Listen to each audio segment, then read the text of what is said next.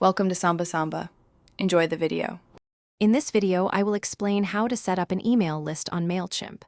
First, you'll need to create a free Mailchimp account or log in if you already have one. Once logged in, head over to the Audience section from your main dashboard. From there, select All Contacts and then click on Add Contacts to get started with building your list. Now, let's get your contacts into Mailchimp. You'll want to select the Import Contacts option. The most common method is to upload a file, which works perfectly for CSV or tab-separated text files. If you have a smaller list, you can also choose to copy and paste your contacts directly into the provided field. Once your contacts are in, it's time to organize them.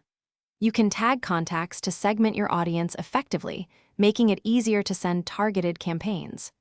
Create segments based on subscriber activity, like those who opened your last 5 emails or demographics. You can also use groups to categorize subscribers by their specific interests or preferences. Finally, let's build a way for new subscribers to join. You can design a custom sign-up form for your website or social media.